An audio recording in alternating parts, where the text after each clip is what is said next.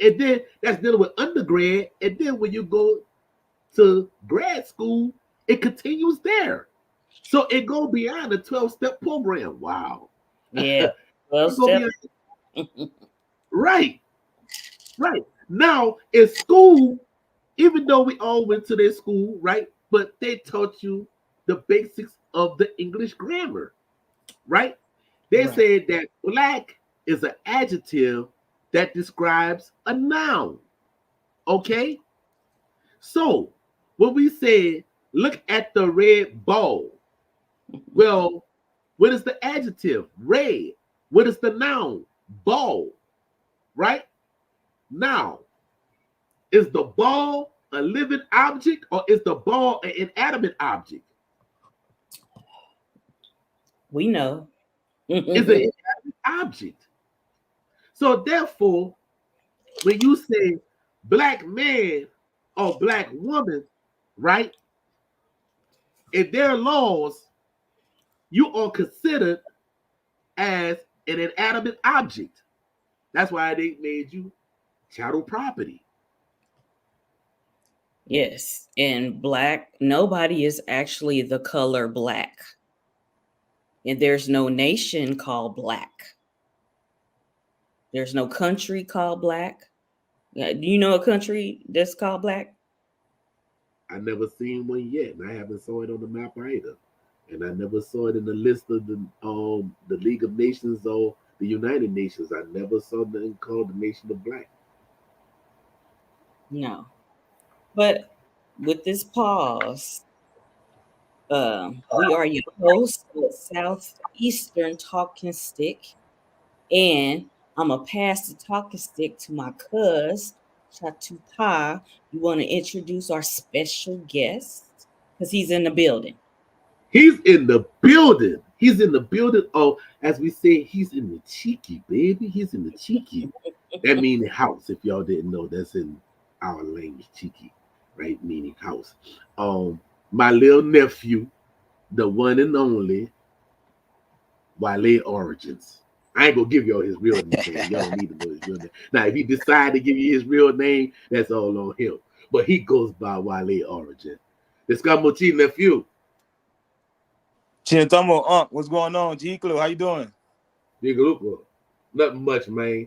You know me. I've been at it since this morning.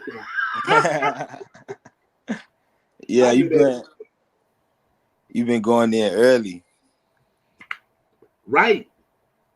Because let me get this link out. Dealing with legal leagues, dealing with tribal law, dealing with international law, dealing with treaty laws, dealing with U.S. laws, right, or constitutional law, people need to know these things. And what they say, ignorance of the law is no excuse. But I take it a little further. Ignorance of the law in history is no excuse. And the thing about it, yes, we know that certain atrocities done happen to the people, but yet when you're gonna rise above that, and instead of wanting to be a victim all the time, be like, okay, my people was this. If you go online, right, you can't say that a black person was put into slavery, because you ask them, well, what nation the black people came from? Did they come from black land? Did they come from black nation? No, because the European nations, which became known as Spain, which was actually Castile, right? Also, the Portuguese, the French, the Dutch, and the British. All those have nations. They didn't say they was white. They say what their national origin is. Right. Their country. So if you wanted to do reparations, what you gonna put on the paper? Black versus the white European nations? Well, hold on. What is the white European nations? They're gonna ask you that. Who is the white European nations? Because I have a book by David McRitchie, and David McRitchie said the ancient and modern Brits was niggers. But hey, who am I? But once again, I'll go ahead on and I'll turn the floor over to my nephew. Go ahead on, introduce yourself, nephew. All right, let me come back on camera. I'm sending this out to the family and stuff. Give me 2 seconds. 2 For seconds, 2 sure. seconds, 2 seconds, 2 seconds. Hold on. But I keep on talking till you come All on. right, there we go. Oh, So I dropped it. oh, there you go. So yeah, I'm ready. Oh, hold on, let me pause this. All right, so greetings, peace, chiantamo, halito, whatever you speak, assalamu alaikum, greetings to everybody, peace. You get what I'm saying? Much love. I am Wale Origins. Now, what I came on here to explain is this: Wale Origins is an idea. And the reason that Wale Origins is needed is because there are a lot of people that speak on things in the Southeast, and the elder tribes don't speak for themselves. People tend to want to speak for grandma, but they don't have grandma on video speaking for herself. People want to speak for uncle, but they don't have uncle speaking for himself. So that's what Wale Origins is here for all of the anybody under 40, all of the youth, right? This Wally Origins idea is to get us back in tune with our ancestors and our elders and let everybody know it's okay to call great auntie. She wants somebody to call. You know what I'm saying? Your uncle wants somebody to ask about this. So I'm here to motivate the youth to make those calls to those elders, so they can rebuild their families. People talking about rebuilding communities, but they don't even have auntie number. You get what I'm saying? They didn't go see grandma in months. So that's what Wale Origins is here for. Yeah, they got to be taught about addressing the elders, addressing the matriarchs first, and going from there. So I feel you on that one. And you know what? And I like to thank the audience who's in the chat tonight because y'all could have been doing something else with y'all time. You know what I'm saying? But y'all chose to come and spend y'all Saturday evening with us. You know what I'm saying? And another thing is that the law does not care about your emotions. They want the truth and facts, right? That's what they need. That's what they want. They want exhibit A, B, C, D, E, F, G. If all of that takes, right? And what we are doing, we open their own literature on trial and using it as a catch 22. And that's what people don't understand, you know. And even when, in the 1800s and the 1700s, they say they had people from Guinea, right? They say they had people from Guinea. They didn't say Africa, they said Guinea, right? Because even though you got a lot of people that want to bash Alex Haley, that man said that was dealing with his family, his roots. He didn't say that was everybody else's roots. But even within that, he said dealing with Fitler. If Fitler said this man here is a Guinea man, y'all never saw a Guinea man, but here this is a Guinea man. So who was he Fitler talking to? And I pass the talking stick to my nephew. Go ahead, nephew. That's a great point that you made, especially dealing with the conversation that we had earlier. People want to consider all Negroes as being African, but at that particular time, that term wasn't used. And it's the reason that that term wasn't used because there was a nation of people that they were dealing with when they were retrieving these people, from that particular land. So with dealing with that, that's what I want to talk on today. I had a lot of points that I want to touch on about 10 points, but I really want to show people how to deal with colorism and how colorism was used to either bring a group of people together that really weren't one and the same, and then use that to divide them from the actual nations. But like you say, we're going to use their text to show this. Right. And you can go ahead on and share it for the panel can see it Oh, perfect. because because once again, you know, that coloration, and even with those of the families, the brothers and sisters who have the mongoloid phenotype, they was like, well, y'all this. Like, man, look, we gonna show y'all what the anthropologists say, the anthropologists and the archaeologists and all that there. You know, because remember, like my chief always say, we didn't write it down. They did. So we gonna Right. use their text as a catch-22 because we know who we are. But go ahead, nephew. I pass the All right, stick. perfect. Hold on, let me get my camera back right. Hold on. Y'all can see everybody. Y'all can see me. We can see you. All right, perfect. So the first thing I want to deal with is the description of these people that the Spanish were dealing with. So if you read books like Carolina Genesis, and I'm referring to books for a reason. So Carolina Genesis is a book that you would want to notate. The Yamasee Indians, Florida to South Carolina, in the Yamasee War. And with the Yamasee War, there was something said earlier. Remember, someone said that the Africans were the majority on these plantations. And I was explaining to him that during the 1700s, the majority of the people on the plantations were our matriarchs. Like Auntie was saying, like were the women, the sisters, and the children. The men weren't, it wasn't too many men there. And during that time when this war popped off, something happened. So let me grab the book and I'm gonna read this for you. Hold on.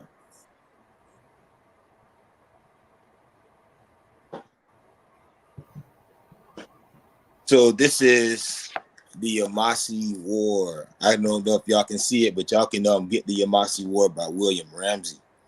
And on page 166, he said something that's very telling. It's very telling. So this is what it says. It says in 1715, the Common House of Assembly drafted an act that sought to legislate out of existence the racial category of Mestiz, traditionally used by Low Country planters to designate slaves of African and Indian ancestry. Here's the quote. Now it says, all doubts and scuffles that may arise, all and every such slave who is not entirely Indian shall be accounted for and deemed as a Negro. So what that does right there, right, is this.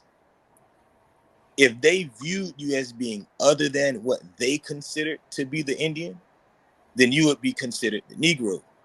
Which why I'm not going to show it, but I want people to go get the book. In this same text, he explains that that's why the Negroes on the plantation, the number rose by at least 90%. Because those that were on the plantations weren't considered Negroes until they were classified by either lookology, you get what I'm saying, or that one drop rule. But this was going Right. back way to the 1700s. This is Right. before the term Africa was created. So at what point were there more Africans on these plantations than the indigenous women, when the indigenous women being on the plantations were the reason for the wars and the revolts? Now, Right. that's interesting, right? That's interesting. Now, there was a group or a mass, it was a confederacy. So it was nations of people that came together for a cause. And there was someone that lived amongst these people, and he has a description of them. I'm going to read the description of these people, and we're gonna continue to build so we can actually do a back and forth, right? I don't want to just Right. read from the books. So hold Right. on, let me grab this one. Right. Hold on. So this is Woodward's reminiscence of the Creek or Muskogee Indians. So Thomas Woodward actually lived amongst the Muskogee. And during his time living amongst the Muskogee, someone was documenting what he said about the Yamasee. And what he said about the Yamasee is this. He says, he described the Yamasees as having dark skins, coarse hair, thick lips, and flat feet, and as having inferior implements of war to the Creeks. Now, it's this is telling. This is telling. Who get picked on for having dark skin? Hmm. Who gets picked on for their hair? Who gets picked on for having big lips? Who is excluded from their military because they have flat feet? So when the question don't have to be asked, well, I'm asking the question, but there's no need for others to ask it when they're telling you exactly who these people are. Now, no more than 100 years after this was written in 1901, anybody watching this, you can slide to the screen and go Google this, or you can look it up. You can find it on Facebook also. But in the United States Common House, the Yamasi were considered Africans. They were considered Africans based off how they looked. And this is the same reason that a lot of our ancestors were considered to be Negroes, black, colored, things like that, is because they may or may not have mixed with people from Guinea. And with simple descriptions before the majority of these people were brought in, they were damn near described the same way.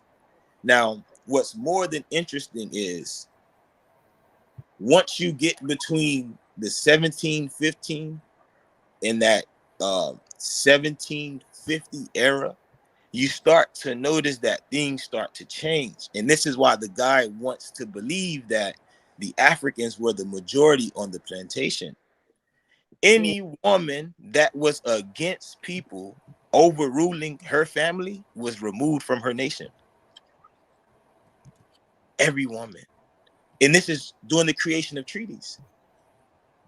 So when you have women being kicked out of their nation, it's no more, because they are the nation, they are the mothers. You get what I'm saying?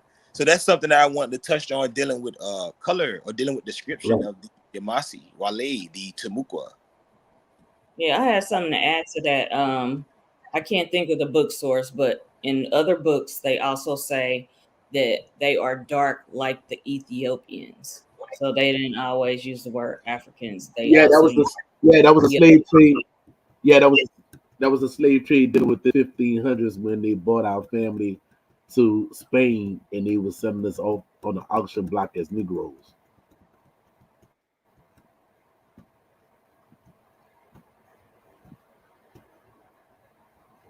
You heard me, cuz? Can't hear you. My bad, pardon me. So what I also wanted to explain too is I catch a lot of heat for saying that a lot of indigenous people took on some traditions of Africans, right? The Wabos have an issue with that. Now, if I read it from a book, I wonder what they believe it. But once I read it, I'm going to go to another book and it's going to tell you exactly who the people are and why. So this next text is going to be Deerskins and Duffels. Anyone in the comments or anyone need to write this down? This is Deerskins and Duffels, page 182. Y'all got me, Auntie? Y'all, you there? Pa, you get me? We can hear you. All right, perfect. Yeah, I hear you, nephew. Okay, so it's talking about Creek country. So it's speaking on the language, but it says Creek culture began to take on some African aspects as well. The Southern Slave Society incorporated many Creeks and many Southern Indian characteristics as the children of Creek Black relationships moved into Black slave society. Listen to what they're telling you. The children of the Blacks in the Creeks became the slaves. This is 100 years, just 100 years after they lumped everyone together. So who is the Blacks? The Blacks are the people that's Indian and those that you assume to have African DNA, or those that may be African. So all of this crazy shit mixed with this nation of people that you're doing business with on paper, excuse me. So it says Creek Black relationships moved into Black slave society. Indeed, many myths believed to have originated in Africa have distinct Creek counterparts. As one traveled through Creek towns, it was possible to hear Chickasaw, Muskogee, Yuchi, and many other diverse native tongues that had become part of the Muskogee Confederacy. So all of these languages they have their own languages in their own right. But eventually somebody started classifying them as Muskogee because they were dealing with Muskogee people as opposed to the original people that was from the interior that went to war with the Muskogee and the people on the coast that guarded the coast. So this is interesting. So it's talking about the different languages being spoken in Creek country. Now, again, I'm book hopping because they telling you what it is. You just gotta spend the funds to have fun. You feel you have to actually buy these texts because you can't argue from a PDF. They ain't my favorite quote. I tell people all the time, you can't argue from a PDF. You have to actually get the text. Bear with me one moment. Let me see if I can find this for y'all. One moment. Because what I'm looking for, they should get the PDF if they can't get the book. Because the PDF is free. Say somebody, they funds is funny and they want to look right now. With you naming the book sources, they can go onto like archives.org and those different free platforms and look up those books. definitely. I'm not telling them don't get the PDF. What I'm telling them is don't argue with nobody from the PDF. Right. Because sometimes them books can't even much be found on PDF file though. Yeah, some of them can't. Yeah, true that. Auntie, I do want to add to what you said about getting PDFs. I want y'all to start looking in school archives. Those the best PDFs to get. William and Mary, Florida International, Florida State. Like my sister right now, she's going for her master's in sociology at Florida State. But I just found out they just found like a 25,000-year-old spear, like that was next to a woolly mammoth or something like that. So that's the type of information you want to get into, because I'm gonna try to show the video, but this is 12, 13 years before what they first thought were the original indigenous people, you know? Right. And we could share your screen if you have something. If you want to share your screen, I can pull it up. Oh, so y'all can't share my screen. Okay, perfect. Once you do it. But nephew, but before you do that, let me show this too. Right? He took himself off. He gonna come back on. He gonna be back. Let me see if we can. Come on, computer. Where you at? No, that's not what I wanted. Yeah, I know he gonna be back once he realized he'll be back. How y'all doing in the chat? Oh, he back. All right, we got you back. All right. I want to play this video before you say anything, and we gonna go there, right? And I'm sharing it. Can y'all? I'm looking for it. You was kind of breaking up a little bit, but once it shows up, I will put it on the screen.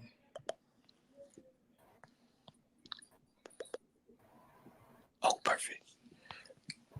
Let me go ahead on it.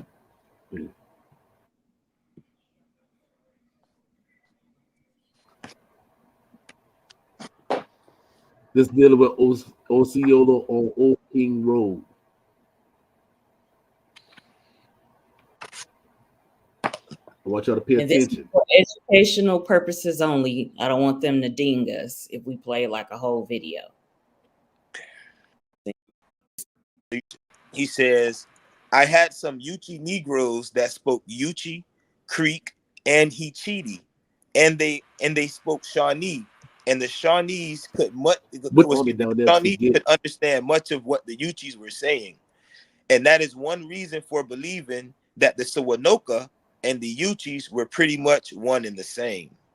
So the Yuchi Negroes, and you know, Yuchi could be for Lower Creek, or it can be for the Toshuya. But the fact that they spoke Yuchi and Creek separates Toshuya from Creek. But it also separates Hichiti from what they were considering to be Creek. because Hichiti was originally its own distinct language from what the Muskogee start putting together. So again, now what I'm building is this. You have a dark-skinned people with curly hair, thick lips, flat feet, all of these features. And then you have them classified as being Negroes, whether they mixed with Africans or they didn't. But those that were still Indians spoke every language. No one has thought to ask, why do the Negroes in the tribe speak every language, but the other people don't? It's because the quote-unquote Negroes in the tribe were the ones that kept their languages to themselves and used every other language or used other languages to deal with other cultures. You get what I'm saying? That way, when you tell your story to your children or to your family, it's completely different than what you may use for or in the trade world. Y'all get where I'm going, but this is what I'm explaining to the people. Right. So, also, what happens when Europeans eventually say the same thing? That the language that was considered what is it called? Alabama, right? And here we go. I went right to it. So this is, again, deerskins and duffels. I want people to write this down because this is a bill. I'm literally giving y'all a bill. I'm just dealing with the 17 and 1800s. So check me out here. So this is talking about trade. This is chapter 2, page 27. So it says, the Aboriginal Exchange Network was so widespread that a special trade language developed to expedite trade negotiations between the various tribes in the Southeast. So there's a language that was put together, right? It says the Mobilian trade language, a mixture of Creek, Choctaw, Alabama, and other Muskogean languages, is the best known. Says one scholar has noted that Muskogee Creek also served as the lingua franca among the various ethnic groups of the Southeast. This is a bombshell because Muskogee was considered. It became known as Muskogee was now considered the language for everybody in the Southeast. And this is where the Europeans went wrong. Because they would say, the Yamasi say Miku, and the Wale say Miku. So they must all be Muskogee. Mm-hmm. Not understanding the Yamasi were saying Miku because they didn't want to give you the word for their chief. You would have made it derogatory like you did Miku or the female Mika, which means monkey in Spanish. Right. So we're not going to tell you what our language is because you ain't going to do nothing but bastardize it. Right. If I said Tunakwi, you would translate it into Tuscanugi. Bastardizing the language. But the reason they didn't know the language is because they never spoke to, as Thomas Woodward said, the quote unquote Negroes. So you saying basically the trade language, they took that to be like the language for people watching. That's the breakdown. Right. Once they heard it, they said, you know what? Since everybody speak this must be the mother language. Not understanding that language was built off them conquering other people as they started to go further into the east. Right. The Yamasi being kind-hearted. I'm gonna do justice. The Yamasi being liberal, being gentle to these people, whooped that ass, and then said, "You can live here. You can live here." And when DeSoto got to those particular towns, he ended up finding out he ran into the same people that were in Mexico dealing with Cortez. So the Yamasi took in the people that were running from a war. And it's like, how did y'all get there at the same time the Spanish got there? Why, when the Spanish documented being in the original Yamasee towns, people had copper spears? Where does it come from? Now we get into unification.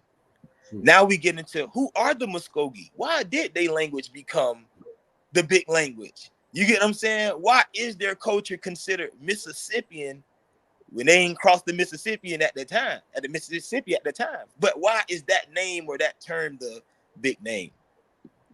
It's because they were a conquering people. They were a conquering people. They were the same people that were used to exterminate. This is literally what Thomas Woodward says. This is someone that lived amongst these people. They were used to exterminate the Yamasee. Right. But they never did it. The reason they consider the Yamasee extinct, for anyone listening, is because about 80 Yamasee left with the Spanish in St. Augustine. That's it. This war has been going on since the 1500s. This is why they had to send them back home, because we weren't going to stop fighting. We'll say, you know what? We'll leave the white men alone. We finna get them, man. Remember they got cuz last week? Ain't this the same thing we do? Gang banging? Right. Man, we finna go get this man. As soon as the police hit the street, what you doing? Man, let me talk this shit. This what you were doing back then. But it dealt with the bloodline, literally. It dealt with the community, literally. It dealt with the land, literally. Nobody owned the land, but they gave you the idea. If you own this section, you can do what you want to do over there, cuz if it's the community land and cuz ain't got no corn, he coming to take some of yours because you got enough. So it ain't taking it. You got enough. Why you ain't getting something to me? They became selfish. You were running from them people, and when you got over here, you seen shit you never seen before. What the fuck? These niggas got pears and potatoes and squash and, you know what I'm saying, and mangoes and cherry bushes. It wasn't none of that where they was at. When they lost with Montezuma, and them people never seen a white-tailed deer in their life. Never.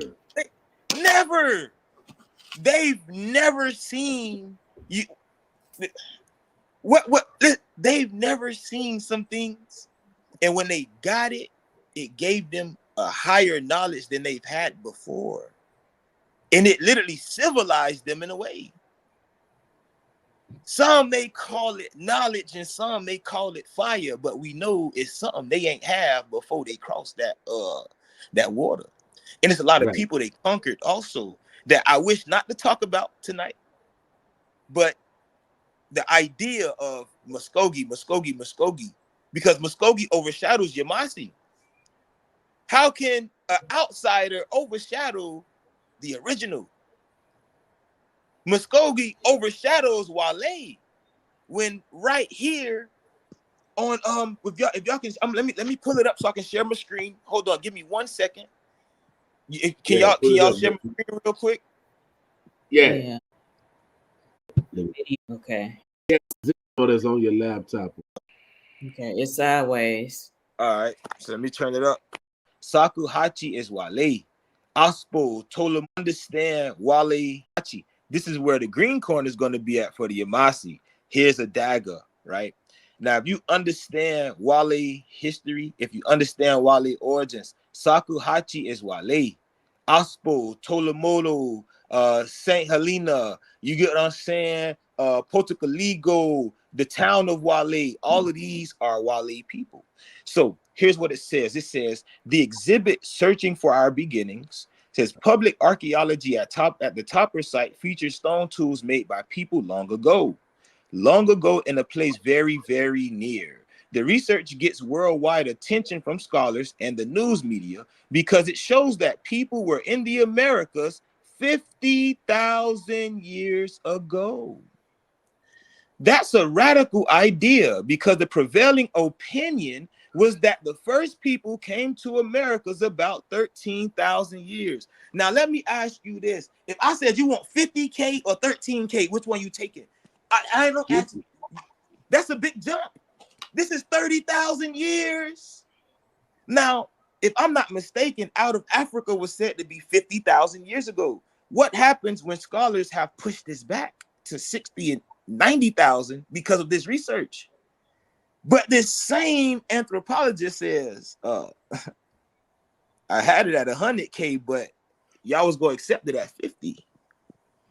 Because now he wants you to accept the 100K because he knows this shit is way older than what he's telling you. He did the work.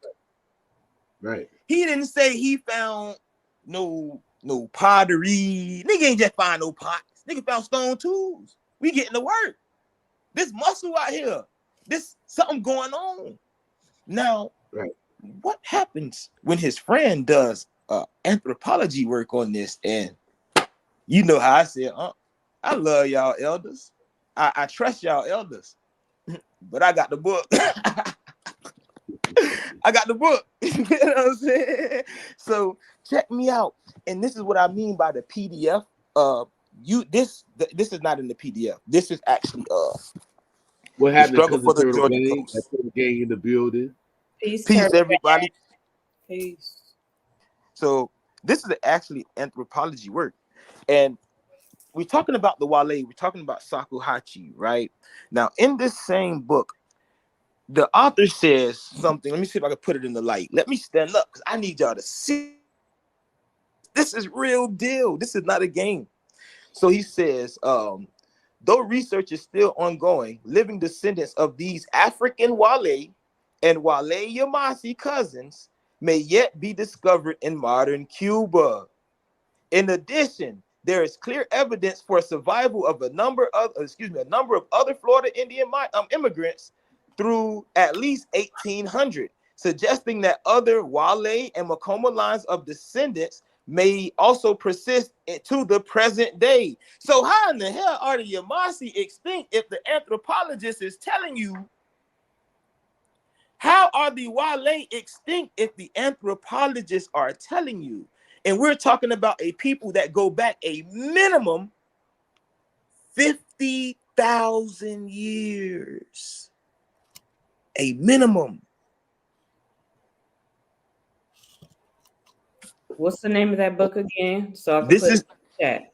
This is called The Struggle for the Georgia Coast, the second edition, because in this second edition, he admits that he didn't do enough study on the Wale, and it's supposed to be dealing with the Georgia coast. Who were the first people on the Georgia coast? We just seen Shakuhachi. What's going on? This man, amazing. Let's see if we can do more work. Amazing. And So that's older, and that's older than the coming out of Africa theory that the Germans, by the name of what's his name, Darwin and his other two partners. You know, now, pardon me. This is dealing with the slave trade, right? I'm gonna have to my crew here at the party here. So I got good 10 more minutes in me, but I gotta get this off my chest. So if anybody goes to PBS, this is pbs.org, and it's talking about the slave trade. Here's the dagger. So we heard about the 12 million Africans that were enslaved. Everybody heard this. But what happens when PDF says, and how many of these 10 million Africans were shipped directly to North America? 388,000. And this is a guesstimate because what happens when cousin Mohawk say, I'm gonna give you a bone? There are some anthropologists that say there were only 140,000 Africans brought here. So this is between the 1500s and 1866 that you have only 150 to 300,000 Africans. The question should be, how many Africans were here, and who was classified as being Negro? We got the description. We know who was speaking all of these languages. We know who Mama was on the plantation, who was going to get Mama off the plantation. But yet Negroes and certain Europeans with an agenda, they want us to say black, black, black, black, black. Because when you say Yamasi, When you say iguale or iguala, you bring it back an energy. You bring it back a tone of vibration that has been removed from this land for so long. When you bring up Ashpo, that they call it, or Hashpa, the English, when you bring up Olutsi, you talking about people that literally made a pact to kill every friar in their town. Not one, not two. Not We're not three. gonna attack the children. We gonna kill everybody teaching that bullshit. Because what happened? It started to poison the minds to where chiefs were sending women to be abused by Europeans for practicing their traditions. This is what they want you to let go of your tradition. This shit powerful. Mama say something, mama move the whole house. Daddy rarely say anything. He's the force behind that voice. That's in our daily life. So if they can silence mama and mama don't teach baby and daddy already don't speak, baby black. Yeah. Lost in translation.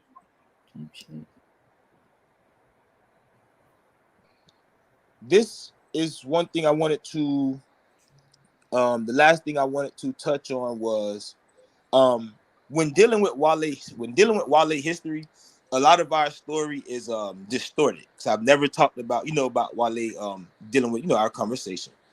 But a lot of Right. our story is distorted because a majority of Wale joined the Yamasi Confederacy. And I like to, Pa, you know how I said, I like to separate the original Yamasi Right. from the Confederacy, for the simple fact that the Confederacy was started off enslavement. The original Yamasi was against that shit because Right. they were people that were, I won't say fleeing, but were displaced because they were starting to be enslaved. No one has ever read a book that speaks on the Yamasi being sent to Virginia and enslaved by the people of Virginia, by the Westo. No one mentions that the Westo came down into the savannah and pushed the Yamasi all the way out to the coast to where they started to mix with the Wale. This is why Wale origins is here, because once that happened, our story almost ends. Because Yamasi as a name, Yamasi as the Confederacy, overshadowed the original Yamasi. It overshadowed the original Iguale, because the idea of Yamasi became slave raiders. You get what I'm saying? Commission boys, because you have documents, and I have the receipts of chiefs like Altamaha being paid to go raid Wale lands. So when you say Yamasi, and I say Yamasi, I say a gentle, because they're the gentle people. So gentle, they seem like they timid, but they're liberal. That's that's my family. You get what I'm saying? Altamaha, that like, how evil do you have to be to come to Florida and enslave a chief's wife in order for him to join your cause? What was your cause? To defend the white man. That chief said, I'm not doing that. You can have my wife, white man. You can have my children. You're not doing that. Right. And he traveled all the way up to meet his cousin, who they called the Hashpa King. See, it was two Hashpa Kings. Really, some people really don't know, because our family was split. See, the family or the towns of Wale were literally divided in half when Carolina was put together. So when he got to Carolina with his cousin, and they met with the chief of Potocaligo, where Bimiku is, right? Right. These people got together and said, you know what? Let's eat with them. let's We're gonna meet all right. let, We're gonna meet all right. let's enjoy their time. Let's just be friends. But it was all a facade. It was to get them close in arms. And we left them with their lechi. We left them with their buttocks out. We left them with their ass out. because what Right. they were doing to our women, what they were doing to our children, you know. Mm-hmm. And the last thing I want to touch on about Wale is this. Pardon me if I do get winded. It's about the West though, and Go this is ahead, about the nephew. life. This is about the life of Don Francisco and Antonio. So I'm just only going to read the highlighted parts of this book or of certain texts. This is the Yamasee Indians, Florida to South Carolina. I advise everybody to get this. If you don't have this book in your library by next month, if you don't have this book in your library by next month, hit me up. I got something for you. I ain't talking about 5 or 6 of y'all now. This shit $30. This book $30. But Again, repeat it. say it again. Repeat that It's the book. So Yamasee from South Carolina to Florida. okay, I got that book. If Mhm. you want to pull up a page, I can screenshot that because I got Perfect. Page 181 and 181, 182. okay. Just a second.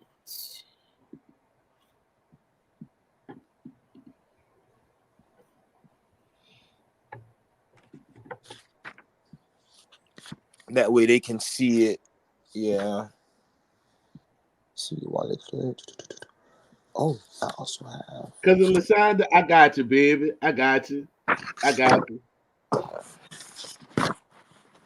sure I'll have something special I too. got you. Step back. Hold up.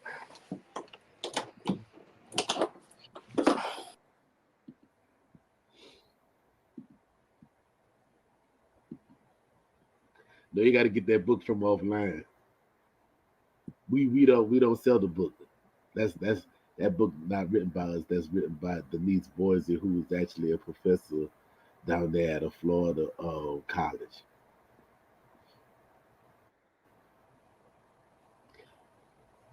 I got you too, cuz both of my cousins, I got y'all. Don't worry about it. I got y'all. I got y'all. I mean, I got it pulled up on my screen, but because it's a file, hold on just a second. I'm getting it together. It's Yeah, a let's file. take your time. Do what you got to do. Yeah.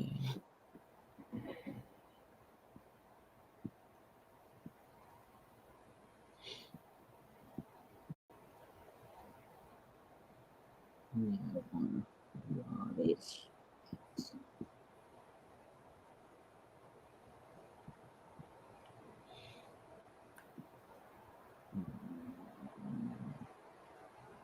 But yeah, we ain't going nowhere. We got enough time. I Yeah, ain't got to get ready for work until if after you want to 10. start, if you want to start reading while I'm trying to get my file to go, because I can share all my pages are showing up. It's just that this is a file. I'm trying to get the file to show up. Okay, but this for my Wale people, those from those islands. This just a few quotes out of the Yamasee Indians that I'm going to give to you. So this is page 281. So it says in the 1680s, a significant number of the Wale began to abandon ties with the Spanish and to migrate from their lands along the Georgia coast and its river deltas towards South Carolina, becoming Yamasees. So I can show you this in this text. So this is what the Wale, when they linked with their Yamasee cousins in the Altamaha and the Timucua, they became known as Yamasees. Now it says in 1576, war erupted between Spaniards at Santa Elena and the Wale. Successful attacks by the Wale on the Spanish settlements forced the Spanish to evacuate Santa Elena. So it's talking about, the wars that were going on. Now, remember I was telling the guy about he was like, oh, Indians weren't on the plantation. But again, it was called reprimendo. And this is what it says about reprimendo. It says, Wait. while they were subjected to reprimendo, the labor system, and a renewed. Mm-hmm. Hold on, somebody was calling me. So next, this is the last thing I'm going to read from this book, and I have two more things to touch on. So it says, I'm talking about King Hashpo or Aspo, right? It says, others among them, leaders of the Wale lineage of Ospo, persisted as Wale mission villagers and thus remained allied with the Spanish. Emir Wale joined the Yamasis to attack Guale missions and to capture Spanish allied Guale as slaves. So our own people moved closer to the Europeans just to attack us. Like, you get what I'm going with this? This is compensation. They were getting paid for this. So when they Right. started to attack their own people, they became known as Yamasis by way of confederation. We're not talking about the original people. Now, this last book, the last physical text I'm going to give people again, this is out of The Struggle for the Georgia Coast. And it says, to the north, this is page 26. I want everyone to walk with me here. It says, to the north of Guale, they're talking about the Chicali. So it said the Chicali may well derive from the Muskogean word Cherokee, meaning people of a different language, which would simply suggest that the inhabitants of Santa Helena during this period spoke a different language or dialect other than Guale. It says, but the Guale understood this language. Such is a possibility, would indeed to be consistent with the interpretation of the old province of Eskimo or Santa Helena, being a haven for refugees from a variety of regions, most or all of which became known as Yamasi Indians. So again, multiple groups of people became known as Yamasi Indians, but this is by way of confederacy. So yes, that book right there, The Struggle for Georgia Coast, that is part one. That is the first edition. Okay. And also things are free like this. You can actually go in the archives. This is an archive from 1993. It's talking about Yamasi Indian towns in the South Carolina Low Country, and it goes over the formation of different things. Like, it talks about the Wale traditional values. So in section E, page 2, it says traditional Wale beliefs and values were belittled by the Spanish, who intended to convert these heathens into good Catholics. The people of Tama, on the other hand, had little contact with the Spanish during the early decades of the 17th century. Now, other highlighted, it says the Westo moved into the area from the north with guns obtained from Virginian traders. Using these guns, the Westo began raiding neighboring groups, including the Wale, who did not have guns because the Spanish never established the trade system to distribute goods to their Indian allies. So when the Wale were attacked by the people that, or the Altamaha, that would later become known as Yamasi, we didn't have anything to defend ourselves. And though we didn't have guns, we beat these same people, about 10 years prior. And what you all will find out is the more you study the Westo, when the Westo lost to the Wale and the Yamasi, originally, they joined the Muskogee Nation and became the White Potato Clan because they were pale skins. They joined the Cherokee and became a Ligilohe, Long Hair Clan, the Stranger Clan. So other people that the Yamasi put hands on, people that the Wale put hands on, took in our common enemy, and this is why we're having this conversation today. Right. So that's all I have to present today for my hour. That's Now, part one. you, That's right, part one. right. You here for more than 1 hour? Nah, I actually had a pop-up. I got people outside. No. Look, let me see if I can show y'all through my window. I got a crowd outside, y'all. I got a crowd outside. Got people outside, so got fam outside, man. Yeah. And they want to lose on the spades table. Oh my goodness. Well, I know you're gonna be back for part two. Y'all tuning in. Tune in for part two. We'll keep y'all posted on all the particulars.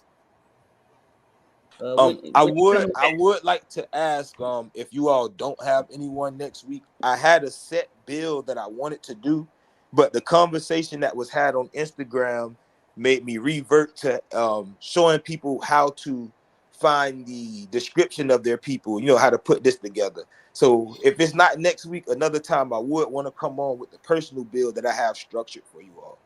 We can do that next week. We can do that next Saturday. Yeah, I'm with it. We can do that next Saturday.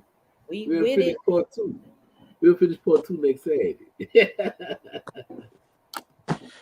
All right, much love, y'all. I'm finna drop. Love y'all. Thank y'all for tuning in. Please follow me at Guale Origins, and that's on every social media. Auntie, thank you. I caught that. Thank you for allowing me to be in y'all space. You get what I'm saying? Enjoy y'all time. I'm glad that y'all actually got some youth on here. Because I know I lit some fires. Pa, thank you for staying on me, making sure I'm good. You get what I'm saying? You be telling me You some already stuff know. that I be finding out a little later. Then I be like, how you know that? You know what I mean? But it's all good. I love you. I definitely got love for the Yamasi Nation, the Tamukwa, and Wale Utagi. Yeah, nation is back. The first 4 founding or foundation families, we are definitely back. So if you have your family, bring your family. If you are an individual, maybe sooner or later, but we getting families and we getting rolling. And we just want to show everybody love. So thank y'all very much. Thank you. Thank Yeah, you for shouldn't be coming on. seen. Showing up Yeah. his cheese. Showing up his Yeah. cheese. Oh, Yep. Anybody got any questions? Anybody got any questions of what y'all heard tonight? yeah, because he said a mouthful. He gave y'all some book sources, so y'all got some homework. It's some reference. Yeah. Yeah. Yeah. We just not freestyling over here. We giving you what they said about us. Because you got a lot of internet Indians that's speaking, but they're not speaking on the truth. You know what I'm saying? They're just going off of speculations. You know what I'm saying? Yeah, You get them know. books. Um drop you can drop the link. You can drop the link in the chat just in case it's